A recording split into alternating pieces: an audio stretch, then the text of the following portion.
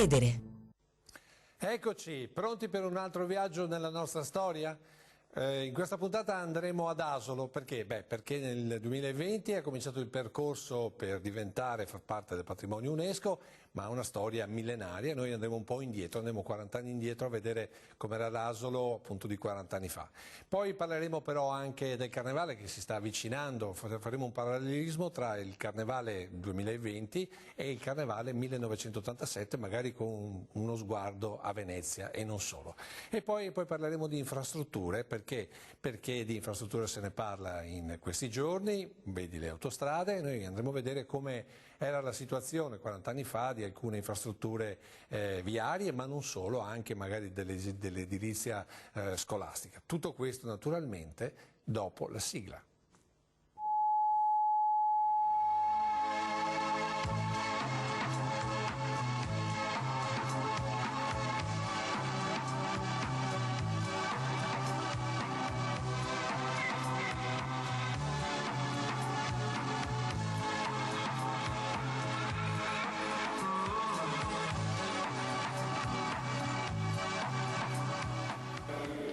I comuni italiani e veneti l'avevano detto a chiare lettere anche al Presidente del Consiglio Craxi, intervenuto in ottobre a Padova all'Assemblea nazionale della loro associazione, l'ANCI. Senza una reale autonomia impositiva e senza un'organica legge triennale sulle autonomie locali, i comuni rischiano il collasso finanziario e la paralisi progettuale a lungo respiro. Continuando con il sistema dei decreti trimestrali di finanza locale, si finisce per poter pagare a malapena gli stipendi e le spese spicciole correnti, ed è impossibile far fronte alla miriade di compiti e attribuzioni riferite dal governo centrale alle amministrazioni locali, per non parlare dell'impossibilità di dar corso a progetti che vadano oltre il piccolissimo cabotaggio. Il grido d'allarme era stato lanciato con toni accesi ed accorati. Oggi si è passati ai fatti. In pressoché la totalità degli 8.000 e più comuni italiani, i consigli comunali, quello che vediamo è di Treviso, hanno discusso un ordine del giorno dell'ANCI in cui si critica duramente l'operato del governo in tema di autonomie locali. Si denuncia apertamente il trattamento di favore ottenuto dai comuni che più hanno speso, per non dire scialacquato. Si chiede l'attuazione di una reale autonomia impositiva, a cominciare dall'istituzione della TASCO, bocciata a suo tempo dal Parlamento, e dall'emanazione di un provvedimento triennale sulla finanza locale. Si dichiara l'impossibilità di onorare il nuovo contratto nazionale di lavoro dei dipendenti senza una previa copertura della spesa. Insomma, i comuni sono scesi sul piede di guerra e l'11 febbraio i loro sindaci, compreso quello di Treviso, saranno a Roma per una grande manifestazione di protesta. Dunque autonomie locali contro Stato centrale. È un fatto nuovo e sicuramente grave, ma i comuni temono fortemente la paralisi e hanno deciso di prendere il proverbiale toro per le corna. Anche a Treviso il dibattito, a fronte di 4 ordini del giorno presentati, uno dell'ANCI, uno del PC e 2 dell'MSI, è stato lungo e articolato. Pur con diverse motivazioni, tutti hanno sottolineato la necessità improcrastinabile di ottenere autonomia impositiva e criticato il concetto di Stato padrone e amministrazioni periferiche figlie povere a chiedere costantemente l'elemosina. I comuni, è stato detto, sono le radici della struttura democratica italiana e come tali, quindi con riguardo, vanno trattate. Leggermente diversa nell'ambito del pentapartito la posizione del PLI, che condivide la necessità di autonomia impositiva, ma ritiene pregiudiziale mantenere inalterata la pressione fiscale complessiva sul cittadino. Era il 7 febbraio del 1987, giusto 33 anni fa. Mauro Migliorini, sindaco di Asolo, buonasera, benvenuto. Buonasera. Non è cambiato nulla. Io chiedo scusa, ma mi viene assolutamente da sorridere, perché basta cambiare il Presidente del Consiglio, cambiamo il Presidente nazionale dell'ANCI e magari ci mettiamo a posto dell'allora sindaco di Treviso, l'attuale sindaco Conte, che è anche il nostro referente ANCI a livello regionale, i temi sono assolutamente identici e le parole sono assolutamente identiche. Quindi in 33 anni mi viene proprio da ridere, non è assolutamente cambiato nulla, anzi più che da ridere viene da piangere. Esatto, perché la prima riflessione è: ma allora se ne viene fuori sia con l'autonomia ma soprattutto con migliori condizioni per i comuni, secondo lei? Intanto cominciamo a far vedere le immagini del suo comune che poi continueremo a commentare. Beh, se ne viene fuori da questa situazione senza ombra di dubbio con l'autonomia su tutte le regioni, in particolare per quanto riguarda noi, per la regione Veneto, in modo tale che sia la regione ma anche ciò che resta delle province e gli enti locali quali i comuni possano gestire le risorse in base alle loro necessità, senza dover fare tutta una serie di passaggi e senza avere la garanzia che le risorse ci possono essere, che siano per opere pubbliche, che siano, richiamando le tematiche che sono state citate 33 anni fa, il pagamento dei dipendenti, o per la pubblica istruzione, o per gli asili, o per il trasporto pubblico locale, dobbiamo noi sindaci avere la garanzia delle risorse. Mi viene ancora da sorridere perché mentre andavo in onda quel servizio pensavo a ciò che prevede l'attuale manovra finanziaria licenziata dal Parlamento e dal Governo poco più di un mese fa, ma in cui i decreti attuativi andranno a terminare a giugno di quest'anno, per cui ad esempio anche la nuova IMU, che è la somma dell'IMU della Tasi che era in vigore fino al 31 dicembre 2019, per attuarla e per mettere in moto il nuovo regolamento dei tributi dobbiamo aspettare che venga fatto il decreto attuativo a giugno 2020, quindi siamo tremendamente in ritardo, non è cambiato nulla. Va bene, intanto che continuiamo a vedere queste immagini con la regia di Italo Morao, sono immagini di un ASO del 1982. Volevo chiedere al sindaco, non è che poi alla fine Asolo con quest'idea di cominciare il percorso UNESCO lo faccia perché anche attraverso l'UNESCO magari qualche soldino arriva che non arriva più dallo Stato italiano? Potrebbe anche essere, ma non è questo il motivo principale che ci ha mosso verso a fare questo passo. Voi siete partiti nel 2020. Noi stiamo iniziando adesso con questo percorso verso il riconoscimento del nostro centro storico quale patrimonio mondiale dell'UNESCO, dell'umanità. Il motivo principale è quello di preservare il nostro borgo, ma non solo il nostro borgo, anche tutto il territorio a caduta che ci sta attorno, così come ci è stato dato nel corso dei secoli, perché la bellezza di queste immagini, anche oggi Asolo è così. Anche oggi non è cambiato nulla, a parte le auto. A parte le auto, che sono non abbiamo cambiate. più la 124. Esatto, sono cambiate un po' le categorie delle auto, però ci sono ancora le auto. Noi ne vorremmo un po' meno magari passare in centro storico con un trasporto alternativo che possa portare i turisti dai parcheggi scambiatori in centro storico, però la loggia della cattedrale, la piazza Brugnoli, la piazza Garibaldi, quello che stiamo vedendo, la stessa illuminazione pubblica è così, è tale e quale. Noi vogliamo mantenere questo patrimonio che ci è stato dato e passarlo a chi verrà dopo di noi così. Avevo visto prima, tra l'altro, c'era Albergo al Sole che era ancora chiuso nel 1982, invece adesso è aperto, attivo e quant'altro. Volevo capire, in questi quasi 40 anni Asolo si è spopolata come molti centri storici oppure si è ripopolata, è ancora appetibile? Chi vive adesso ad Asolo? Quando c'ero io c'erano gli inglesi. Ci sono ancora inglesi. Bene. Ci sono inglesi e ci sono anche americani. Inglesi e americani che stanno comprando i vecchi palazzi, le vecchie ville, non solo nel centro storico ma anche nell'area collinare. Così pure anche altre persone che hanno le capacità economiche di fare questa tipologia di investimento.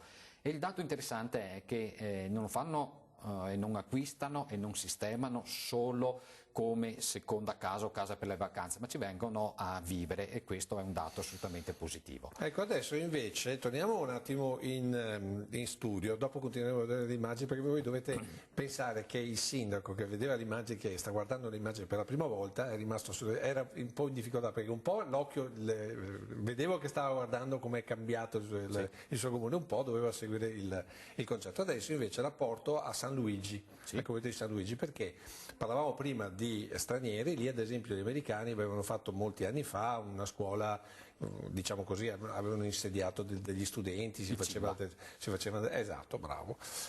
Poi tutta questa cosa qui la potevano fare perché era patrimonio pubblico, perché era della provincia, della provincia, adesso invece è cambiato tutto. Noi invece torniamo indietro a rivedere cos'era appunto il convento di San Luigi, anche perché lì c'è stata, diciamo così, una polemica con un privato. L'inserto lo 07 per Italo Morao, il nostro regista Roberto Durigon al playout, vediamolo insieme e poi lo commentiamo con il sindaco.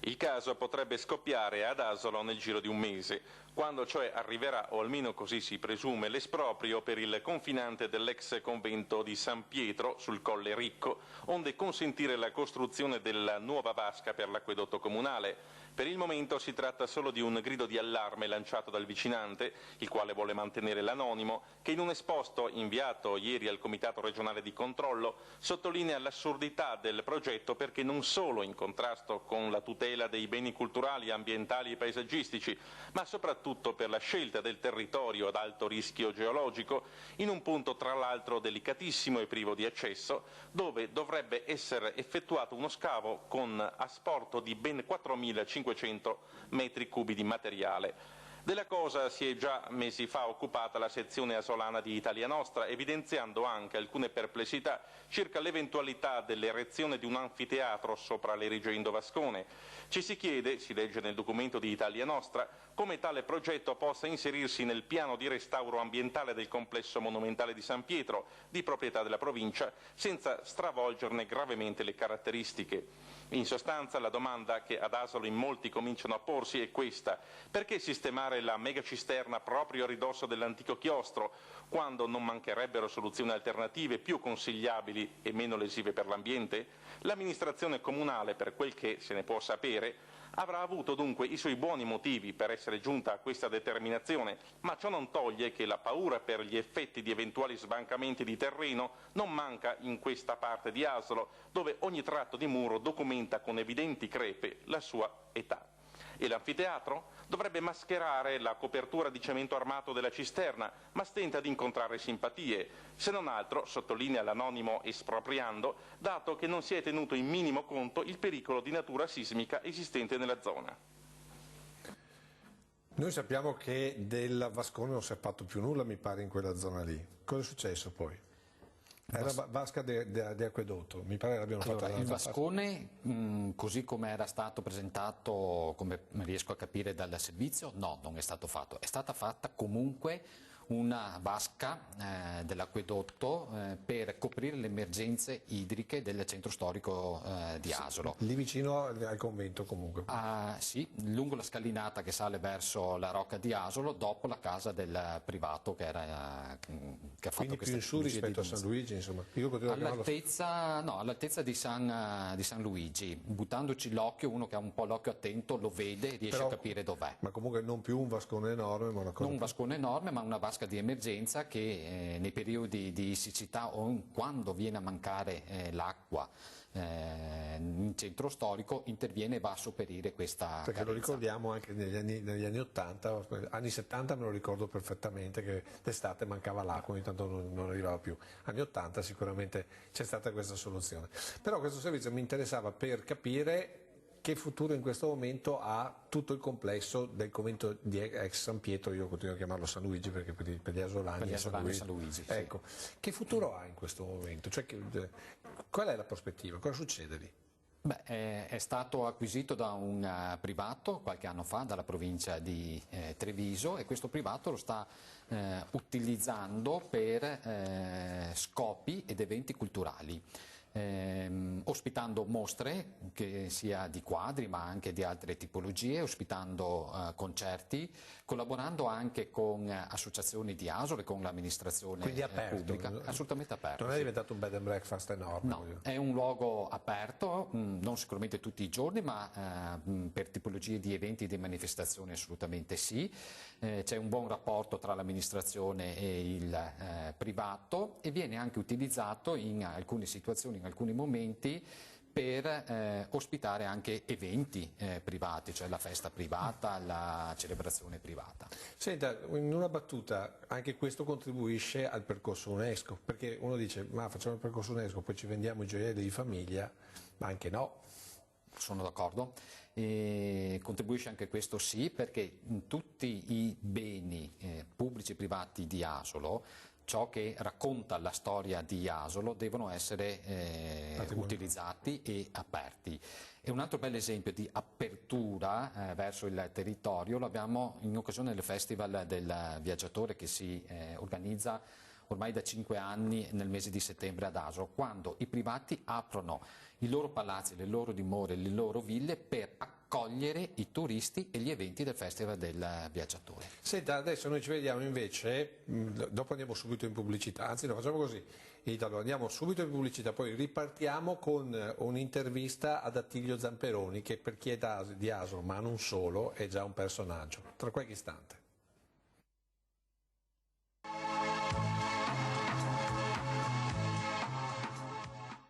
Ora vita!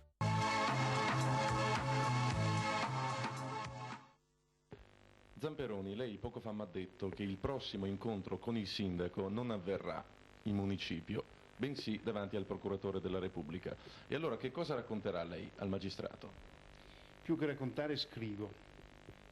E che cosa scrive?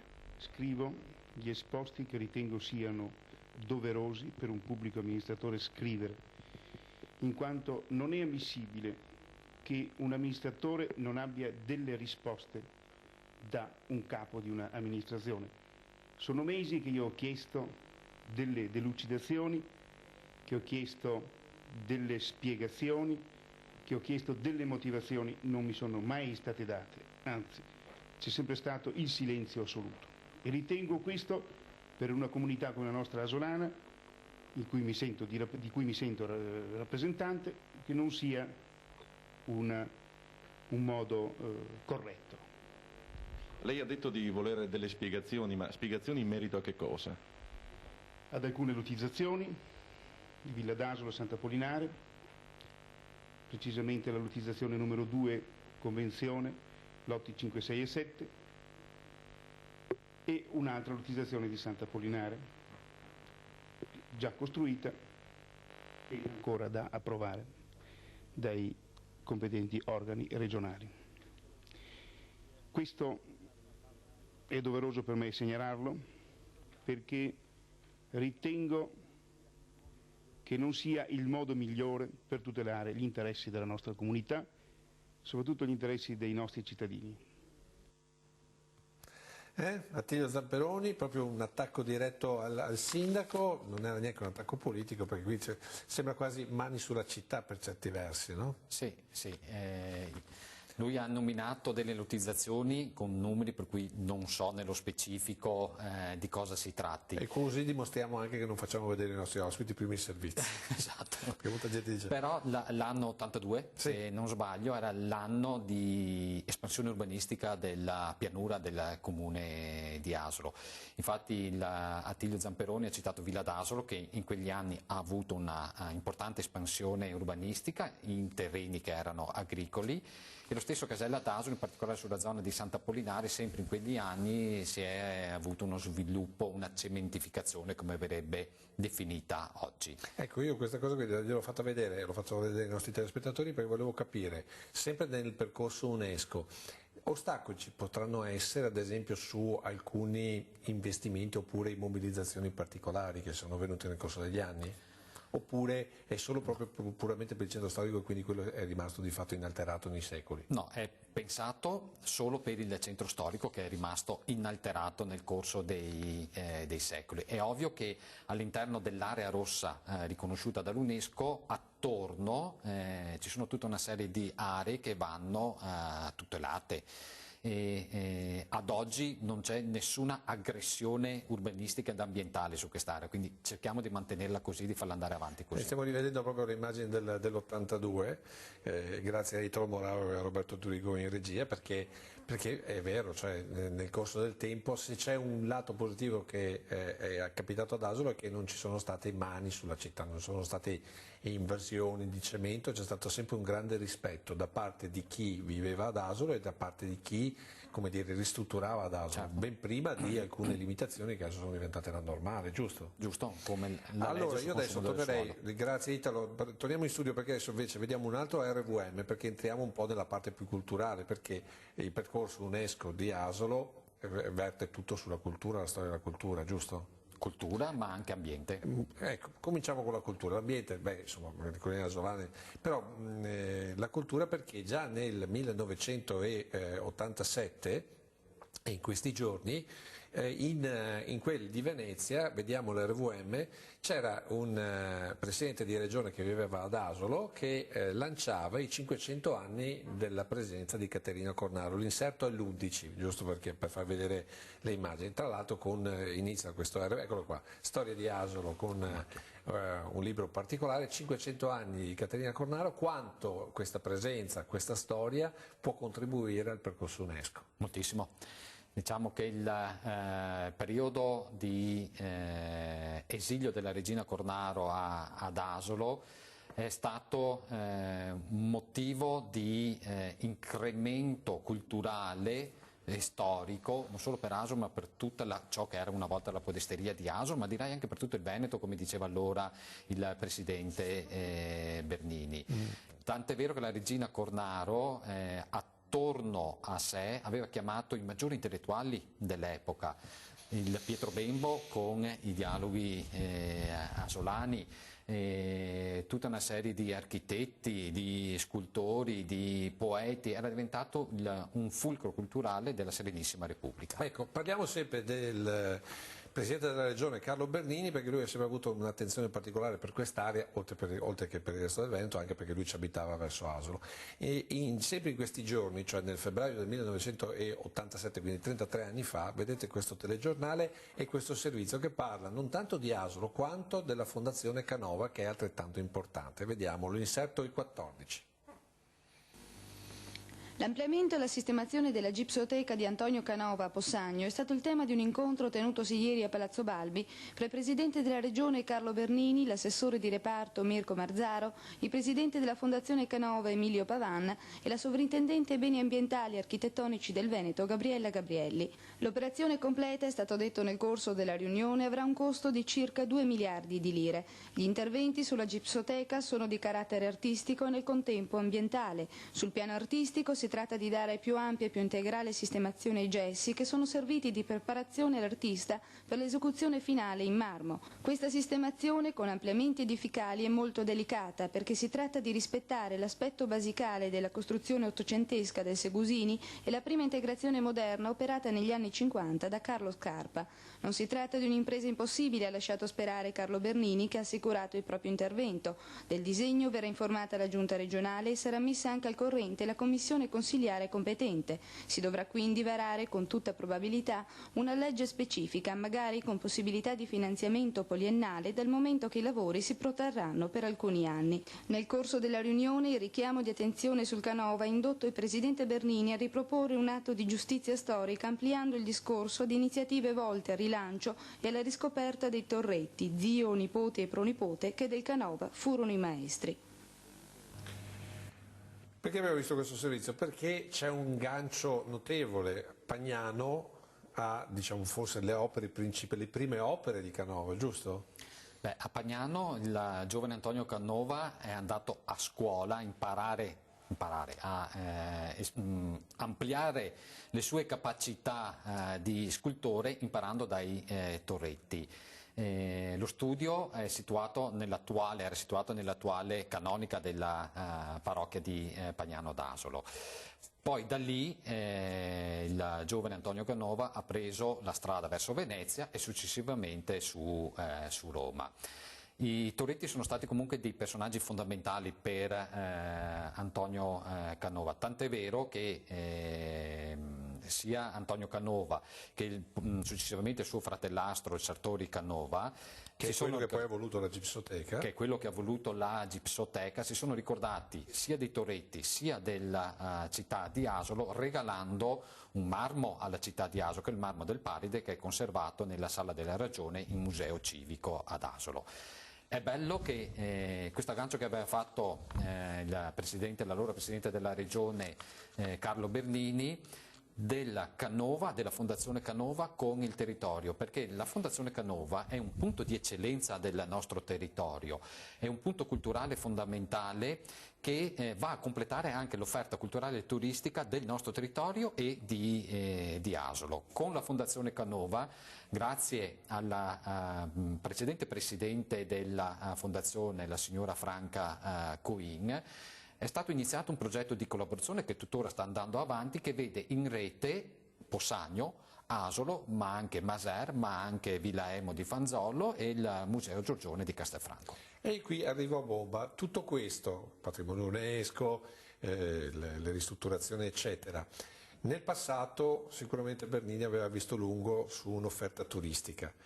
Nel presente mi pare che qualcosa stia muovendo, ma il futuro quale deve essere, sempre rispetto diciamo così, alla certificazione UNESCO? Il turismo come deve essere ad Asolo? Deve essere invasivo, come adesso è diventato tipo a Venezia, oppure avrete anche una sorta di numero chiuso?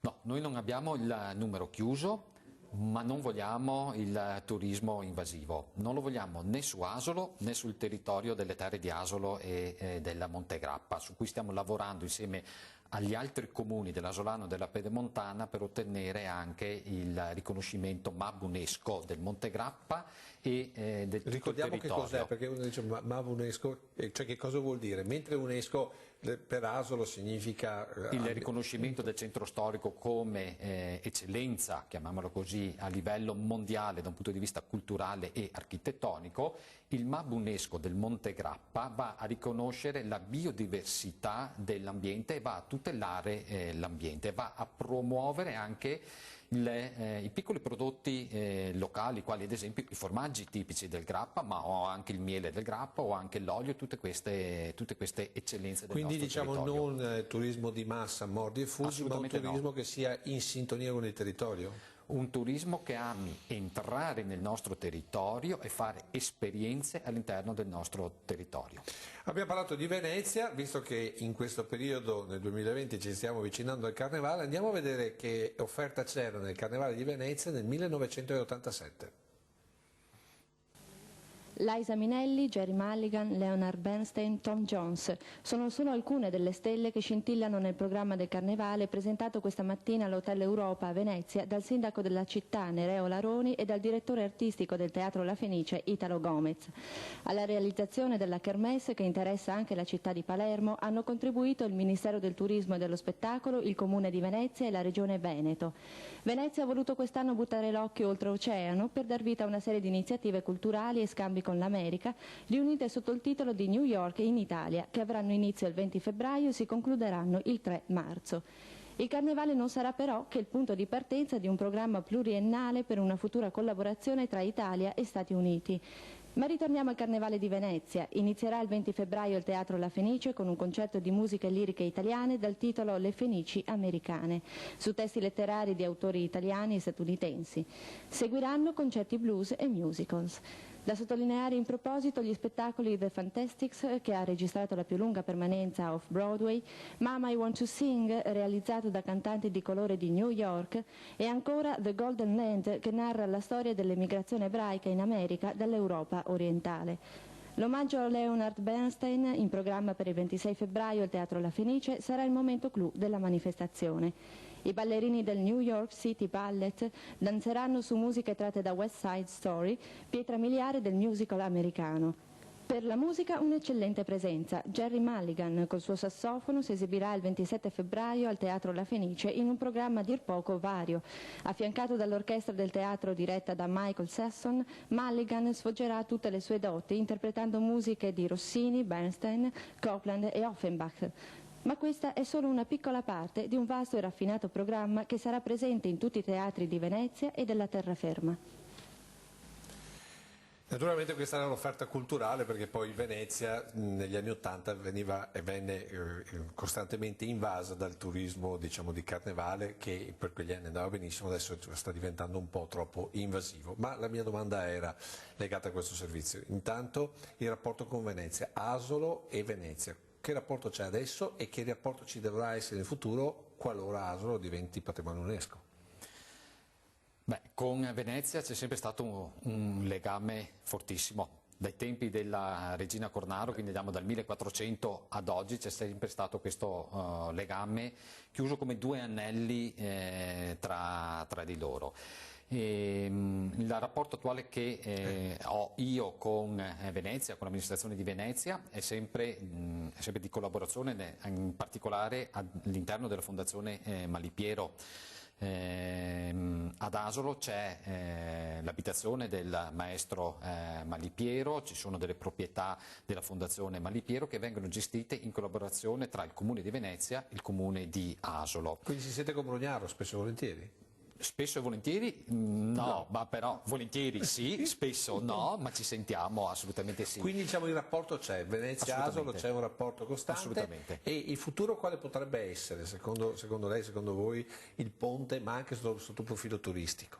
Ma il ponte sotto un punto di vista turistico e anche di sinergia, quando due siti UNESCO culturali, architettonici entrano in collegamento tra di loro, si promuovono uno con l'altro, nel senso che sarà sicuramente più Venezia che promuove Asolo, ma nello stesso tempo il sindaco Brugnaro e Venezia dice: noi dobbiamo pensare a mettere un numero chiuso perché non vogliamo questa tipologia di turismo.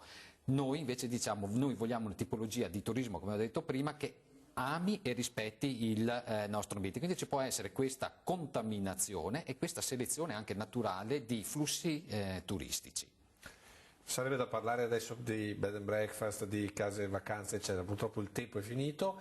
Il sindaco Mauro Migliorini tornerà a trovarci sicuramente perché metà della scaletta non abbiamo neanche fatto tempo di vederla. Adesso invece noi ci vediamo un po' di pubblicità e poi ricominceremo parlando di infrastrutture pubbliche e non solo con un ex amministratore locale che però è diventato anche onorevole. Dopo la pubblicità.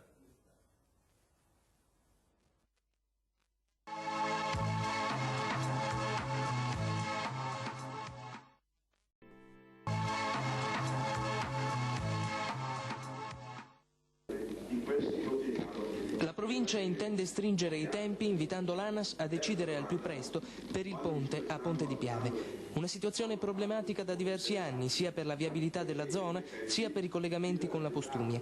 L'argomento, stimolato da un'interpellanza comunista, è stato fatto proprio dall'assessore provinciale di reparto Arnaldo Brunetto, che nella seduta odierna del Consiglio ha spiegato la situazione. I tempi si sono già allungati e troppo ed diventa ormai insopportabile questa lungaggine e sale la protesta da parte delle popolazioni e da parte dei comuni. Quindi occorre prendere una iniziativa per far sì che questi tempi finalmente diventino brevi o quantomeno i più brevi possibili. Lei presenterà un ordine del giorno? Sì, presenterò un ordine del giorno, anzi è già condiviso dalla giunta dei gruppi consigliari nella sostanza, in cui si chiede all'ANAS che sia assunta la responsabilità di ogni decisione di accelerare il più possibile i tempi per dare risposte definitive alla soluzione da dare. La decisione che l'ANAS deve prendere è se recuperare il Ponte Vecchio oppure costruirne un altro a fianco. Per fare ciò ha affidato lo studio a un tecnico, l'ingegner Matildi di Bologna, ma i risultati dopo parecchio tempo non ci sono ancora. Successivamente, quando sarà pronto il progetto, ci vorranno altri 14 mesi. Nella più ottimistica previsione si dovrebbe quindi aspettare la fine dell'88, ma è, lo ripetiamo, la più ottimistica. Il Consiglio tornerà a riunirsi lunedì prossimo. Arnaldo Brunetto, benvenuto. Come si vede 33 anni dopo? Mi vedo, naturalmente, come si può vederci, uno dopo 33 anni. Maturo. Certamente, sì, ringrazio il Signore di quello che ho adesso, insomma, ecco, allora stavo evidentemente meglio, ero più giovane, eccetera. Senta, però non è cambiato niente neanche sotto il profilo delle infrastrutture. L'ANAS era lunga in quegli anni e continuiamo a essere lunghi sulle opere pubbliche? Sì, anche se allora l'ANAS aveva i suoi tempi, ricordo che c'era anche un'ipotesi di cambiare sede del ponte, c'era una possibilità di fare una variante a monte per bypassare il comune di Ponte di Piave, che ancora oggi presenta dei problemi perché ci sono quelle curve, eccetera, no? Non se ne fece nulla, ma costava troppo, e poi i tempi erano lunghi e comunque non si poteva abbandonare quel ponte, perché in ogni caso si sarebbe dovuto mantenerlo, tanto ha un valore storico. il ponte che ha 100 anni, e poi non si può tagliare fuori il comune di Ponte Piave in questa maniera, insomma, e Salgarela, eccetera. Quindi, però non è tutta colpa dell'ANAS, in quel momento noi stavamo sollecitando l'ANAS, era il 9 febbraio per l'esattezza, no? Sì, non era il 5 del 9. Io presentai allora un ordine del giorno che fu approvato, fu mandato all'ANAS, eccetera. Però è successo che dopo, qualche mese più avanti, a ottobre, circa settembre-ottobre, l'ANAS doveva sentire i vari pareri e ci fu un parere contrario della Soprintendenza ai beni ambientali del Veneto che ha bloccato il tutto, no? E allora ci fu una seconda puntata di quel Consiglio provinciale, esattamente a novembre dello stesso anno, in cui venne approvato un nuovo ordine del giorno chiedendo alla Soprintendenza di darsi da fare. Io stesso poi andai alla Soprintendenza a portare, perché allora ero deputato, a portare i documenti a Roma e a parlare sì con un mio collega che era sottosegretario allora per vedere di spingere le cose, no? Perché c'era questo intralcio forte del parere della Soprintendenza che era contrario. Ricordo che bisognava sostituire alcuni piloni, bisognava rifare l'impalcato che poi è stato anche un po' allargato, eccetera, per fare un lavoro piuttosto complesso. Ricordiamo che il ponte di Piave poi è stato fatto saltare la parte alta e è stato poi ricostruito completamente. Bisognava appunto ricostruire tutta la parte dell'impalcato e sostituire i piloni che erano ammalorati, erano due proprio che si abbassavano e anche altri sono stati consolidati. Cioè, il Piave è così, è di ghiaia. E vogliono la spinta dell'acqua, ogni tanto richiedono manutenzione, forse allora ha ceduto un po' di più, non so per altre conseguenze. Ecco, ma guardando adesso, intanto come è andata a finire? Cioè quando è che siamo arrivati ad avere il ponte nuovo? Alcuni anni dopo. Un bel po' di anni dopo. Ricordo che in quella fase ci fu un forte disagio da parte della popolazione, si utilizzò il ponte... Un ponte a peli? In primo momento si pensava di essere veloci e si utilizzarono i ponti, quello di Papadopoli che era appena stato ristrutturato da un analogo problema. Quindi a Maserata. A Maserata, e poi quello di di Sandona di Piave o il passo che c'è fra Noventa e Fossalta di Piave. Quindi dovevamo fare quel giro là, io vengo da Motta di Livenza, quindi dobbiamo fare quel percorso là. Poi avete utilizzato per un periodo... Poi c'è stato l'utilizzo della ferrovia. Che non era ancora... Che era in fase di ristrutturazione ma non era ancora ristrutturata, no? Mancava del tempo, si pensava brevemente, poi invece durò alcuni anni questa cosa. Vengono tolti i binari, venne fatto un impalcato e si utilizzò a senso unico alternato la ferrovia, per un po' di tempo. Però non si poteva pazientare, i sindaci erano... ti credo, la gente non è io nel frattempo ero andato a Roma e allora da lì in qualche maniera riuscii anche a fare pressione. Senti, assieme ad altri evidentemente. Ma l'esperienza di ieri, guardando ai ponti di oggi, perché al di là di Ponte Morandi che insomma è stato un esempio eclatante, ma ci sono una miriade di ponti che hanno bisogno di manutenzione anche nelle nostre zone, abbiamo fatto diversi reportage. Queste opere pubbliche hanno sempre bisogno di manutenzione, in particolare i ponti, citavo Ponte di Piave, no? Ghiaia. La ghiaia non è ferma, la ghiaia si muove, con la spinta dell'acqua, è in pendenza rispetto perché non so, c'è una quota a Ponte della Priora e un'altra quota a Sandona di Piave, quindi c'è uno slittamento delle ghiaie. Queste masse che premono nei confronti del per quanto robuste siano le opere, ogni tanto bisogna fare manutenzione, bisogna verificare e rifare. Ma chi deve decidere e chi poi le stazioni appaltanti, in questo caso era l'ANAS, perché la strada è statale, oggi non so, è Veneto Strade, probabilmente sarà la Regione, però questi enti devono periodicamente fare delle verifiche e fare le manutenzioni adeguate, altrimenti ci troveremo ancora come nell'87. Ma secondo lei la burocrazia è cambiata dall'86? 87? Magari, perfetto. Allora invece passiamo da un tema come le strade a un altro tema come le scuole, che insomma in questi ultimi anni c'è stata la rivoluzione perché sono ancora molte, diciamo così, ma devono essere adeguate. In questo caso addirittura lei viene contestato dagli studenti. Il pezzo è l'inserto 21, siamo il 26 gennaio 1987, spero che la data sia giusta. La seduta odierna del Consiglio provinciale, che ha ripreso i lavori dopo una pausa per le festività natalizie, è stata interamente imperniata su 3 delibere riguardanti i finanziamenti per la legge Galasso sull'edilizia scolastica, assegnati complessivamente 7 miliardi per l'Istituto Tecnico per il Turismo Mazzotti di Treviso e per l'Istituto d'Arte Martini di Castelfranco. Al momento di andare in onda possiamo solo darvi conto della discussione riguardante il Mazzotti, per il quale è stato presentato un vecchio progetto nell'ex Brefotrofio, molto diverso sicuramente dalle ipotesi circolanti ora, ossia realizzare la sede all'interno del Palladio. L'importante era però presentare entro il 29 gennaio i progetti per il finanziamento, indipendentemente dal fatto se i progetti saranno realizzati. Di fronte a questo problema l'approvazione è avvenuta con i voti di democristiani, socialisti, Partito Socialista Democratico, Partito Repubblicano, Partito Liberale e Movimento Sociale, ma lunga è stata la discussione con critiche forti sulla gestione della materia edilizia scolastica da parte dell'amministrazione provinciale, critiche piovute dai comunisti, astenutisi come la Liga Veneta e i Verdi, dal repubblicano Eugenio e dal socialdemocratico Danieli. Il presidente Innocenti ha comunque precisato che per il finanziamento basta presentare questo progetto e successivamente si potrà ripresentarne uno nuovo. Innocenti ha anche approfittato per ricordare che agli studenti finora sia lui che gli assessori Gasparetto e Brunetto hanno sempre prospettato delle ipotesi, non essendoci decisioni, fatto questo stigmatizzato dal comunista Bolis, e ha anche detto che non riscontra ragioni per dimettersi, così come chiedeva ieri in un documento la Lega degli Studenti Medi a lui e all'assessore Brunetto. Sul tappeto, come detto, anche la vicenda dell'Istituto Martini di Castelfranco, per il quale nel contempo è necessario deliberare anche l'impegno all'acquisizione del terreno per avere il finanziamento. Infine, altro argomento da discutere oggi, ma per altri motivi, l'aggiornamento del progetto e la richiesta di un mutuo per la palestra del Luzzatti, ma non sappiamo al momento se anche questo argomento è stato discusso nella riunione odierna. Certo che era un assessorato bello, come dire, frizzante il suo, aveva sempre cose da fare. Mi piaceva, perché io amavo la discussione, quindi con i ragazzi così andavo volentieri a discutere e qualche volta mi contestavano giustamente dal loro punto di vista. Bisogna ricordare che Mazzotti, ha visto che non ho sbagliato prima? Mi ricordavo che era il Mazzotti.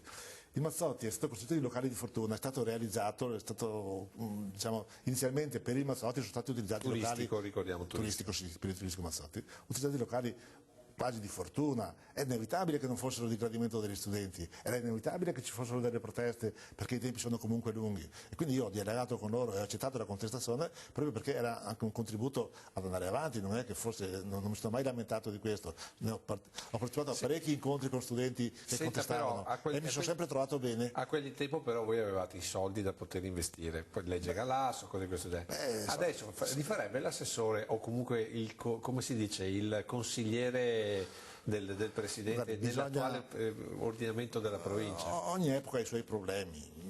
L'ho fatto allora, non è che navigassimo nell'oro, dovevamo andare a cercare i soldi, insomma, ma comunque qualcosa c'era, qualcosa bisognava andare a cercare, c'erano poi i finanziamenti, Cassa Depositi e Prestiti e altri che potevano aggiungersi, quindi bisognava lavorare per trovare i finanziamenti e li trovavamo e abbiamo realizzato parecchio lavoro. Io avevo l'edilizia scolastica per quello che era contestato. No? Che è rimasta l'edilizia scolastica adesso nell'attuale ordinamento provinciale? Ma ci arrivo, no? Perché questo sta a dimostrare, oltretutto, che la provincia non è senza ruolo, lo aveva allora e lo ha tuttora.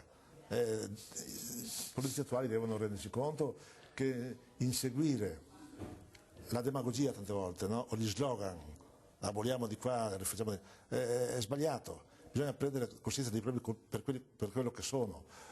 La provincia ha dei ruoli, c'è la viabilità e chi la fa? E chi cura le strade se non c'è la provincia? La regione è troppo lontana, le strade provinciali eccetera. Chi cura l'edilizia scolastica? Chi cura tante altre cose? Cioè l'ente intermedio ci serve. L'ente intermedio è indispensabile. Poi la gestione avvenga come avvenga, che ci siano i sindaci, io non entro in questa querela, però l'ente deve rimanere, secondo me, per poter gestire al meglio i servizi. Adesso invece, prima della pubblicità, poi andiamo direttamente in pubblicità, vediamo un servizio che c'entra poco la provincia, c'entra perché comunque la provincia c'entra sempre con la viabilità, ma state ad ascoltare questo servizio perché parla della tangenziale est di Treviso, di cui si sta parlando in questi giorni. Il Presidente Zaia ha fatto ripartire l'iter dell'ultimo tratto. Pensate, della tangenziale est se ne parla nel 4 febbraio del 1987, l'inserto è il 25. Due importanti progetti per la viabilità trevigiana, ve li avevamo anticipati per sommi capi ieri, hanno ottenuto proprio ieri sera il parere positivo delle commissioni urbanistica e lavori pubblici del Comune ed iniziano ora il loro iter verso l'approvazione e l'attuazione. Sì dunque dalle due commissioni al progetto di collegamento di Viale Brigata Marche con Viale della Repubblica, la nuova strada che trova conferma nella proposta di Benedetto di variante al piano regolatore della città, dovrebbe svilupparsi dall'incrocio di Viale Brigata Marche con Viale Vittorio Veneto per inserirsi in via San Pelaio, opportunamente ritoccata nei suoi punti critici, e sboccare in strada ovest. Sarà larga complessivamente circa 15 metri, quasi 8 per le auto, 4 per 2 corsie di cicli e 3 per 2 marciapiede. Dovrebbe costare oltre 2 miliardi finanziati da mutuo, che consentirà di approntare anche un lungo nuovo tratto di fognature sino al quartiere San Pelaio. La strada farà anche da importante collegamento tra Viale della Repubblica e la prevista tangenziale est. Tangenziale est, la cui progettazione di massima ha pure ottenuto il parere positivo delle due commissioni. Avrà inizio dalla tangenziale sud, all'altezza della rotonda dell'ospedale, per raggiungere la zona del casello autostradale di Treviso Nord a Lancenigo. Sono previsti numerosi svincoli, 2 sovrappassi e una serie di altri interventi di notevole portata. Al termine l'opera dovrebbe costare 37 miliardi a carico dell'ANAS, 12 dei quali già stanziati per il primo stralcio. La nuova tangenziale sarà larga 25 metri, avrà 2 corsie per ogni senso di marcia, corsie d'emergenza, spartitraffico. Un lavoro imponente su cui però molto si conta per risolvere tanti problemi di viabilità trevigiana.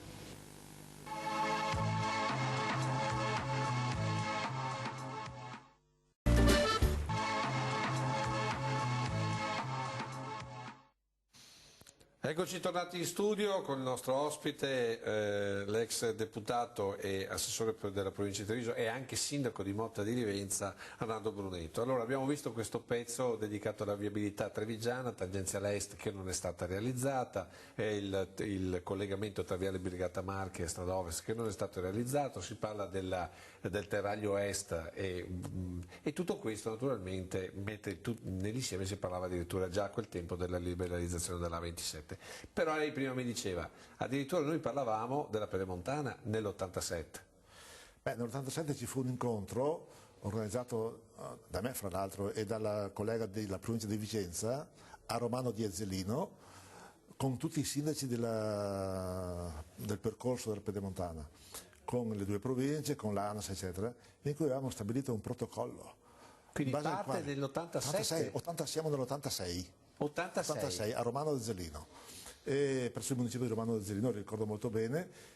Allora ci fu un protocollo, venne stabilito un protocollo nel quale noi province e comuni ci impegnavamo per la progettazione. 35 anni per arrivare a sì. Le cito un fatto storico, non è interessante. Finisce quest'anno, 2020, noi ci stiamo impegnando per la progettazione. Mentre l'ANAS si impegnava per l'esecuzione dell'opera. Questo era 1986 a Romano d'Ezzelino. Il taglio del nastro è previsto nel 2020, sono 35 anni. Nel frattempo sono cambiate le cose, sono cambiati anche i percorsi, in parte, non in tutto, in parte sono cambiati i percorsi da quanto leggo, da quanto vedo, e sicuramente si farà molto meglio. In 30 anni c'è stata se l'avessimo fatta subito magari oggi sarebbe anche obsoleta, quindi diciamo ricaviamo anche un po' di bene del male, però se speriamo un altro po'. Però se speriamo un po' non lo facciamo mai, no? Quindi era del 1986 questo Va bene, senta, adesso invece cambiamo un po' l'argomento perché siamo in un nuovo blocco e volevo portarla a parlare un po' di politica, anche perché l'87 è l'anno in cui lei passa da amministratore pubblico locale a amministratore, perché comunque i deputati sono amministratori, pubblico nazionale. Però volevo partire da una politica che adesso non c'è più, quella del pentapartito, e l'analisi la facciamo però partendo dal capoluogo, perché quello che succedeva nel capoluogo, cioè a Treviso, aveva comunque dei riflessi in tutta la provincia, se non ricordo male. Allora ci vediamo l'inserto 23 in cui vedrà un po' di volti e ci rivedremo un po' di volti che hanno fatto la storia della politica trevigiana. Vediamo. Il malato pentapartito trevigiano vuole guarire almeno nelle buone intenzioni e stasera verso le 18 alla Federazione della DC ha iniziato quella che dovrebbe essere una lunga ma si spera efficace terapia in grado di ridare respiro alla sfittica politica trevigiana, operativamente paralizzata da tempo in 1001 polemica, divisioni interne ed esterne, recriminazioni ora dell'uno ora dell'altro dei 5 componenti. Se il malato sia immaginario o reale lo sapremo tra non molto, quando le delegazioni di DC, PSI, PRI, PSD e PLI avranno fatto un esauriente panorama dei loro problemi reciproci, comuni e di rapporto. Quello di stasera, a detta del segretario democristiano Mario Frasson che l'ha convocato, è un incontro di approccio in cui ognuno può mettere sul tavolo i temi che gli sono cari e le proposte per un rilancio della collaborazione. Insomma, la DC vorrebbe in qualche modo ricucire gli strappi, soprattutto con repubblicani e socialdemocratici, generati dalle varie nomine, ulse in testa delle scorse settimane. I due laici avevano chiesto chiarezza e più trasparenza nel comportamento politico dei due partner maggiori di DC e PSI, ma i problemi sul tappeto sono molti altri. Il rilancio del progetto Treviso, che avrebbe dovuto coinvolgere parimenti tutti i partiti della maggioranza per un piano complessivo di crescita della marca, le divisioni interne del PSI ed i prossimi congressi di Garofano e Scudo Crociato, alcune alleanze diverse in certi comuni della provincia, criticate di volta in volta dagli esclusi, la situazione del comune capoluogo con una verifica metodologica e programmatica che langue da tempo, ed anche la relazione scaturita dagli incontri di pentapartito comunale verrà attentamente vagliata anche sul piano politico. C'è già un accordo per rivedersi la prossima settimana, altri incontri sicuramente seguiranno. Era oggi 33 anni fa, tra l'altro cose che non si potrebbero più vedere, gente che fuma in ambiente chiuso, non so se avete notato Siro Zanella con la sigaretta, erano altri anni dove non c'era ancora divieto, però insomma la buona educazione doveva valere ancora, non importa. Senta, nostalgia per il pentapartito? No. Per quel tempo, però il pentapartito non poteva essere una scatola chiusa, non poteva essere una gabbia, no, entro la quale tutti quanti dovevano muoversi. A livello provinciale, per esempio, fare un accordo a 5 voleva dire che generalmente questo poteva valere, però le situazioni locali vanno anche rispettate, non si può imporre ai comuni di fare dappertutto la stessa cosa, anche se le persone magari sono diverse e sono diverse, se gli umori sono diversi, se i percorsi sono diversi, bisogna avere il rispetto di questa necessaria flessibilità che aveva come indirizzo comune il pentapartito, ma all'interno del quale ci potevano essere situazioni diverse che andavano accettate e rispettate. Senta, questa rigidità era eccessiva. Ecco, perfetto, ma l'analisi politica rispetto adesso, dove c'è un centrodestra, un centrosinistra, dove sono cambiate anche le regole nei comuni, perché qui veramente governava la politica, sì, il manuale essenziale della politica, mentre adesso il sindaco vince per 5 anni, va avanti a meno che non succeda un cataclisma. Meglio o peggio? È difficile dirlo perché che ha fatto anche il sindaco. Io ho fatto il sindaco e amavo fare il sindaco sul serio, diciamo così, no? Cioè, se qualcuno non funzionava mi sostituivo, mi chiamavano quasi podestà, insomma, no? Ecco, avevo un po' anch'io questa forma o questa aspirazione però ad avere il potere. Periodo, non con le regole cambiate. Io con gli accordi, no? Però nell'ambito degli accordi, insomma, bisognava, una volta stabilito un principio, bisogna andare avanti, non accettavo che ci si fermasse per strada a rifare e tornare sempre da capo, volevo andare avanti. Quindi diciamo che teoricamente le nuove regole secondo me funzionano meglio, però si è andati oltre, perché la partecipazione è comunque necessaria, mentre adesso chi governa tende a fare da solo e quasi a non informare gli altri, non ci sono più le commissioni che erano un strumento di partecipazione, poi la giunta faceva quello che doveva, però si sentivano gli altri, si discuteva, si dialogava, no?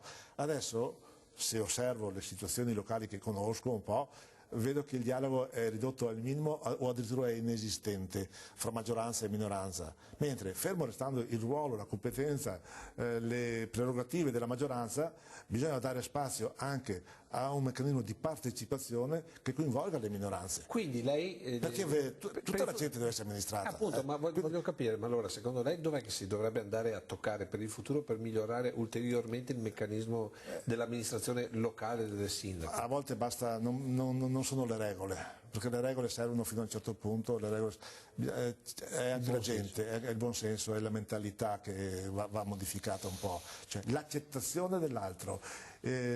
L'oppositore non è un nemico. L'oppositore è una persona con cui tu devi è uno che ha scelto un'altra strada, però per lo stesso scopo, il bene comune. Quindi bisogna assieme dialogare, collaborare, eccetera. Poi al momento di assumersi le responsabilità, certamente la maggioranza se le deve assumere fino in fondo perché le compete. Però per dare qualche strumento in più all'opposizione no? E le commissioni, per esempio, ecco, ho citato prima le commissioni, quelle non ci sono più, non fanno più neanche le commissioni. Fatele queste commissioni, sono consultive, fatele, no? E così avete modo di sentire la gente, sentire altre voci, altri pareri, magari evitereste anche qualche errore. E invece non lo fanno. Ecco, questo è sbagliato secondo me. Andiamo avanti perché quel tempo corre e io ho tanta roba da fare. Fermo restando il ruolo del sindaco, che a me piace che il sindaco sia il sindaco. Che sia il sindaco, va bene. Però lei in quel 1987... dopo un po' ha smesso di fare amministratore pubblico perché sono arrivate le elezioni ed è passato onorevole, è andato giù a Roma.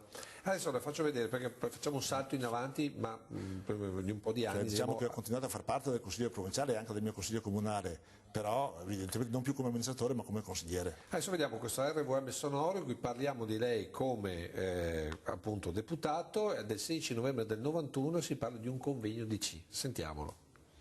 Si è tenuto questo pomeriggio a Pieve di Soligo un convegno dal titolo Associazionismo e volontariato, da realtà sommersa a soggetto politico, organizzato dalla corrente democristiana Nuove Cronache Amici di Forlani. Ha visto la partecipazione della senatrice Rosa Russo Iervolino. Constatata l'importanza e la portata del fenomeno associativo in Italia, della vasta realtà del volontariato, gli interventi sono stati dedicati alla relativa legge quadro e alla necessità che il volontariato si radichi sempre più nella società civile, consolidando il legame indispensabile tra istituzioni e operatori. Qui invece faccio vedere questa cosa perché parliamo del suo periodo giù a Roma. Sì. Com'è stato? E a Roma io ero in Commissione Affari Sociali intanto, no? Quindi mi occupavo di problemi anche sociali e del volontariato e di cose anche di sanità evidentemente perché era nella stessa commissione. È stata una bella esperienza? Onorevole Iervolino era ministro degli affari sociali e questo convegno l'ho organizzato io. Ed è venuto volentieri ed è stato un bel convegno con grande partecipazione, direi anche con un'analisi molto profonda, adesso per quanto li posso ricordare, insomma, molto profonda dei problemi, delle situazioni. Ma tornando a Roma è stata una bella esperienza? Guardi, io ho fatto tutte belle esperienze. Questa risposta è molto democristiana, devo dire. No, democristiana, mia, di Arnaldo Brunetto. Io sono contento c'è chi dice che a Roma si è avvolti da un muro di gomma. Ma guardi, io ho fatto l'esperienza al comune e l'ho trovata ottima, l'ho fatta l'esperienza in provincia e l'ho trovata ottima con tutti gli difetti, gli errori che si possono fare, e l'ho fatta a Roma e l'ho trovata ottima. E ho lavorato a Roma, perché se non si ricorda, io sono stato lo Staccanoff del Parlamento della 10ª legislatura, cioè ho avuto il massimo assoluto delle presenze in Commissione e in Parlamento durante la 10ª legislatura. Quindi lo facevo volentieri, ho avuto il 98% di presenze. Ecco, vuol dire che lo facevo volentieri. Beh, su questo siamo d'accordo, lei dovrebbe essere ad esempio. E lavorando, non scalando la sedia. E lavorando, dovrebbe essere proprio ad esempio per molta gente è a Roma adesso. Non ho questa pretesa, però dovrebbe essere a Roma ma non lo è. Per dire che l'ho fatto volentieri. Molto bene, allora adesso noi, visto che lei parla, appunto si è interessato di affari sociali, adesso noi vediamo un servizio dedicato alle pensioni. Perché in questo servizio, ascoltate, perché si dice già nel 5 febbraio del 1987 come sarebbe andata a finire con le pensioni. Sentiamo il servizio. 27, poi andiamo di pubblicità. Parte nei prossimi giorni nel Veneto e in tutto il territorio nazionale la raccolta di firme per una proposta di legge di iniziativa popolare tesa all'ottenimento di importanti modifiche dei trattamenti pensionistici riservati ai lavoratori in quiescenza.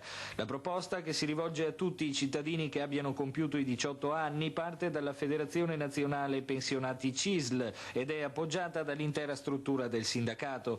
Per puri motivi di tempo, hanno detto i responsabili, non è stato possibile coinvolgere i settori pensionati degli altri sindacati, ma ci si augura che la convergenza sull'iniziativa sia massiccia.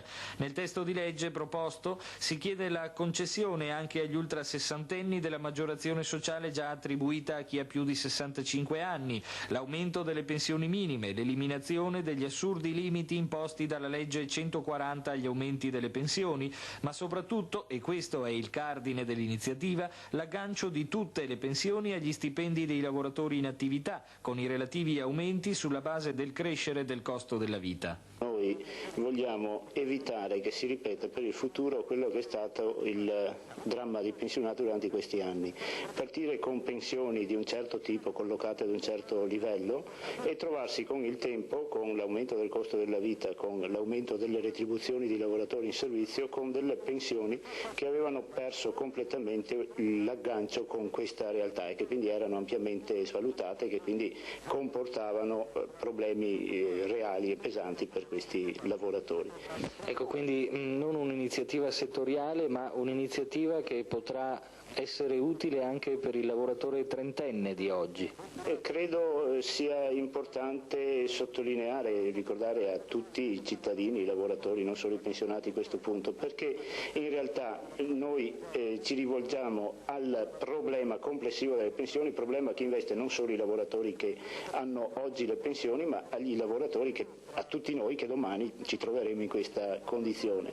L'eventuale accoglimento della proposta di legge popolare porterebbe, sottolineano anche i promotori, ad un aumento di uscite per lo Stato di 1.500 miliardi, una goccia insignificante nel mare della spesa pubblica. Chi volesse sottoscrivere la proposta potrà farlo presentandosi con un documento d'identità al proprio comune di residenza. L'obiettivo minimo che ci si propone è il raggiungimento di 1 milione di firme. A Treviso la raccolta inizierà lunedì prossimo alle 10.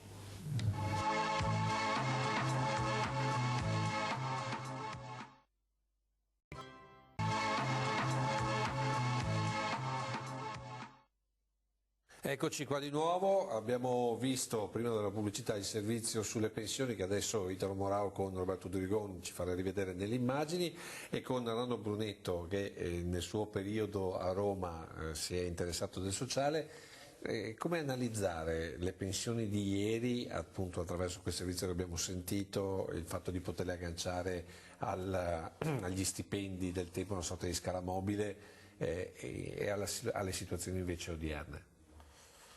Ha aggiunto la scala mobile che è un altro problema. Comunque, intanto ho visto volentieri Della Valle, una persona con cui avevo ottimi rapporti, un sindacalista capace e intelligente.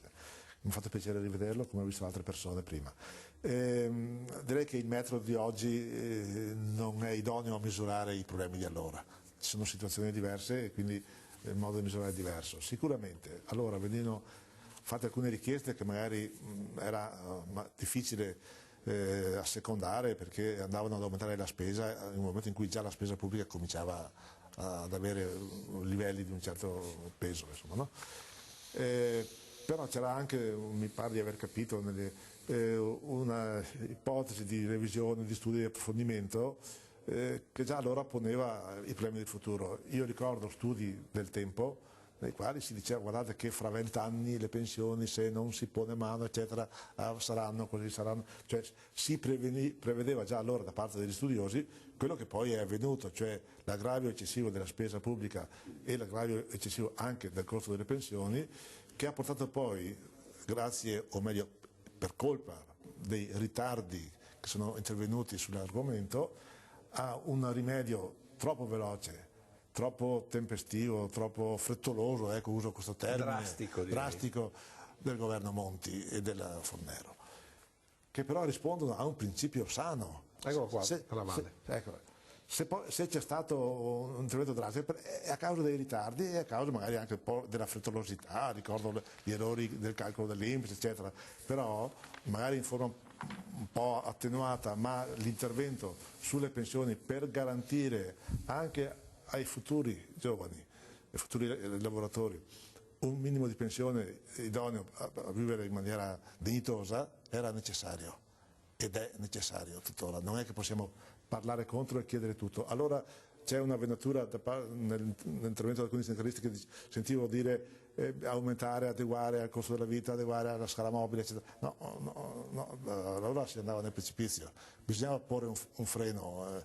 Però è stato fatto troppo tardi. Quando con Craxi si è bloccata la scala mobile è stato fatto un lavoro necessario per evitare il precipizio e purtroppo si è continuati comunque a scendere fino a quando si è intervenuti con il governo Monti. Sono così. Senta, ci avviamo verso la fine e volevo andare un po' più di leggerezza perché oggi, come 33 anni fa, nell'87, si pensa anche al Carnevale, stiamo un po' in leggerezza. Però prima del Carnevale vi faccio vedere e faccio vedere al nostro ospite le previsioni del tempo, perché siamo di venerdì ed è naturale che all'Antena 3 il venerdì sera al telegiornale si vedano le previsioni. Sentite Giancarlo Iannicelli, l'allora colonnello Giancarlo Iannicelli, cosa diceva l'8 febbraio del 1987 a proposito del tempo. Uno sguardo alla cartina del tempo prevista per domenica, notiamo un'ampia zona anticiclonica di origine atlantica che interessa gran parte delle nostre regioni, in modo più intenso le regioni settentrionali e quindi la nostra zona. Gli effetti sono gli stessi dell'anticiclone russo che aveva interessato la nostra zona nel periodo precedente, un blocco cioè alle perturbazioni di origine atlantica che scorrono a latitudini molto alte fino a incontrare un campo di pressioni più deboli sull'Europa orientale, quindi piegano verso il basso, interessano molto marginalmente le estreme regioni nord-orientali e più intensamente invece le regioni del basso versante adriatico. Se gli effetti sono gli stessi, le caratteristiche di questo anticiclone sono diverse da quello russo. Intanto provoca delle temperature molto più miti, ne abbiamo sentiti gli effetti sia ieri sia oggi, con temperature massime che hanno toccato i 12 gradi. E provocherà, se ne sentiremo ancora gli effetti nei prossimi giorni. Di contro favorisce però formazioni di nebbie un po' su tutta la pianura padana e anche sulla nostra zona. Quindi alla luce di quanto detto le condizioni del tempo sia per sabato sia per domenica sono improntate al buono, con cielo quasi sereno, sicuramente sereno nella giornata di domenica, i venti sono moderati di provenienza settentrionale, l'Alto Adriatico poco mosso, localmente mosso. Le temperature previste, domani mattina la minima sarà attorno ai meno 1 grado, dopodomani attorno ai meno 3 gradi, le massime sempre attorno ai 10 gradi. E se avete voglia di fare la comparazione, seguite la seconda edizione del Telegiornale di Treviso dopo appunto questa puntata, oppure se avete visto quella delle 19:30 e siamo lì insomma. Questo perché? Perché in realtà il cambiamento climatico io qui non lo vedo, non lo per caso sarei stato felicissimo, dico domenica così vado in montagna, volevo il bel tempo. Allora guardavo le previsioni solo con questo scopo perché la passione era quella e andavo spesso in montagna, no? Adesso però io le vedo con una certa preoccupazione, allora ero meno preoccupato perché i periodi di alta pressione o di bassa si prolungano un po' troppo, abbiamo avuto un paio di mesi disastrosi, ottobre, novembre, cioè a cavallo di novembre, un po' prima un po' dopo, di piogge continue, adesso abbiamo 2 mesi, cioè sono fenomeni estremi anche questi, anche la durata nel tempo è un fenomeno estremo e questi ci sono ora, non c'erano allora. Quindi è nella lunghezza, nella durata dei vari fenomeni. Quindi la preoccupazione che c'è in giro io un po' la condivido per l'andamento del clima. Però lì eravamo i giorni della merla, oggi siamo i giorni della merla, la temperatura è troppo alta per essere i giorni della merla. No, adesso sicuramente sì, adesso siamo fuori. Siamo quasi primavera ormai. Abbiamo avuto ieri freddo, l'altro ieri. E allora domani come sarà? Abbiamo un periodo troppo lungo di alta pressione e di mancanza di piogge. Avranno poi questi degli effetti negativi nel proseguo del tempo, in primavera, non so, cioè più di quanto non avessero in passato. Vedo fenomeni che sono più prolungati e quindi più gravi di quello che erano in passato. Secondo lei cosa si può fare da amministratore pubblico? Quello che stanno facendo adesso, quello che stiamo facendo adesso serve a qualcosa? Secondo me qualche cosa bisogna fare, poco sicuramente, io non so, siamo nelle mani del Signore. Va bene, allora però abbiamo ancora il tempo per far vedere un ultimo servizio. La porto a Motta di Livenza, andiamo un po' più avanti perché andiamo all'ultimo di Carnevale, rimaniamo nell'87 e vediamo il Carnevale di Motta come ultimo servizio insieme. Chi nella notte dei tempi inventò il Carnevale non aveva certo previsto che la festa dell'allegria e perché no della follia avrebbe avuto le sue capitali. Invece le capitali ci sono, Rio de Janeiro in Brasile lo è mondiale, Venezia in Europa, ma il Carnevale è festa cosmica ed anche qui in provincia lo si vive con la stessa sfrenata, simpatica pazzia. Per dimostrare il teorema eccoci a Motta di Livenza, eccoci in uno dei carri più apprezzati. Vedete alle mie spalle il Presidente del Consiglio Craxi che guida il governo verso il traguardo. Sul traguardo ci siamo seduti noi, è la poltrona di Primo Ministro, ma statene certi, è solo uno scherzo. Gli ideatori di questo carro nell'ambito del carnevale meritano certamente l'Oscar della preveggenza.